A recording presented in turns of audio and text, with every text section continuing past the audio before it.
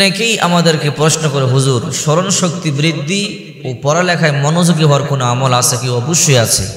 সবার মাথার ব্রেন কিন্তু একরকম না, কারো ব্রেন একটু বেশি, কেউ একটু লেখাপড়া বেশি মনে রাখতে পারে, কারো ব্রেন একটু কম। তবে হ্যাঁ, রাসূল সাল্লাল্লাহু আলাইহি সাল্লামকে আল্লাহ পাক একটা দোয়া শিখাইছে, ও নবী আপনি দোয়া পড়ুন, আপনার ব্রেন বাড়বে, আপনার স্মরণ শক্তি বাড়বে।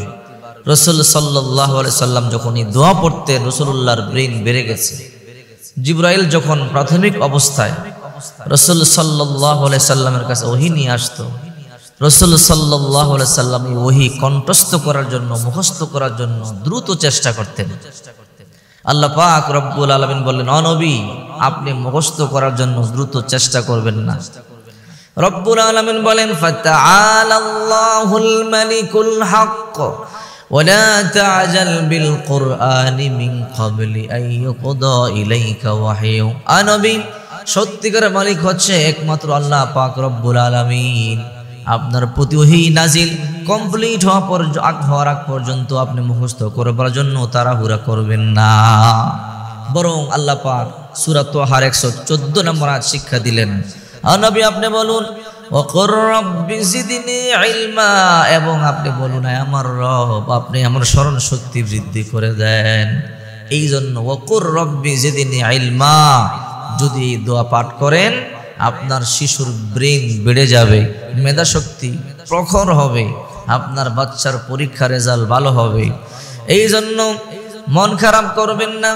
রব্বুল আলামিন সমস্ত শিশুদেরকে সমান জ্ঞান দেন নাই, দুনিয়ার মধ্যেও কিন্তু রব্বুল আলামিন সব মানুষকে সমান ইলম দেন নাই, দুনিয়ার মধ্যেও সব মানুষকে সমান জ্ঞান দেন নাই। যদি আপনার বাচ্চার ব্রেন একটু কম হয় আপনি মন খারাপ করবেন না, আপনার বাচ্চার পরীক্ষার রেজাল্ট যদি একটু খারাপ হয় আপনি মন খারাপ করবেন না। রাসূলুল্লাহ সাল্লাল্লাহু আলাইহি সাল্লামের প্রাথমিক সময় যখন ওহী নাজিল হতো, রাসূল দ্রুত মুখস্থ করবার চেষ্টা করতেন। আল্লাহ পাক বলেন, ও নবী আপনি যতই দ্রুত চেষ্টা করেন, আমি আল্লাহ দয়া না করলে আপনি দ্রুত মুখস্থ করতে পারবেন না।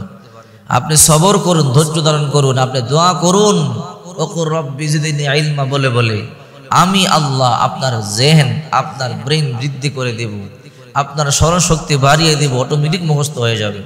যখন আল্লাহ পাক শিখালেন ওকুর রব্বি জিদনি ইলমা পড়েন, রাসূল করিম সাল্লাল্লাহু আলাইহি সাল্লাম পড়তে থাকলেন, আর আল্লাহ ব্রেন এমন বাড়ায়া দিলেন, জিবরাইল একবার বলতে দেরি হয়, রাসূলুল্লাহ হুবহু কপি করে মুখস্থ করতে দেরি হতো না। এই জন্য বলি, যদি আপনার বাচ্চার ব্রেন একটু কম হয়, আপনার শিশুর স্মরণ শক্তি একটু কম থাকে, আপনি বেশি বেশি ওকুর রব্বি জিদনি ইলমা বলে বলে মাথায় ফু দিয়া দিবেন, আর আপনার বাচ্চাকেও বলবেন সেও যেন নিজে নিজে ওকুর রব্বি জিদনি ইলমা বেশি বেশি পাঠ করে। বেশি বেশি পাঠ করলে আল্লাহ তাআলা মাথার ব্রেন বৃদ্ধি করে দিবে। ওকুর রব্বি জিদনি ইলমা, রব্বি জিদনি ইলমা, রব্বি জিদনি ইলমা। যত বেশি এই দোয়া পাঠ করবেন তত বেশি আপনার শিশুর ব্রেন বাড়বে, যত বেশি এই দোয়া পাঠ করে মাথার মধ্যে ফু দেওয়া হবে তত বেশি তার স্মরণ শক্তি বৃদ্ধি পাবে। এই জন্য আপনার শিশুর ব্রেন কম হলে মন খারাপ করবেন না, এই দোয়া পড়ুন, এই আমল করুন, আল্লাহ পাক রব্বুল আলামিন অবশ্যই জেহান ব্রেন বাড়িয়ে দেবে। আল্লাহ তাআলা আমাদের প্রত্যেকটা শিশুর ব্রেন বৃদ্ধি করে দেন। সকলে বলে আমিন।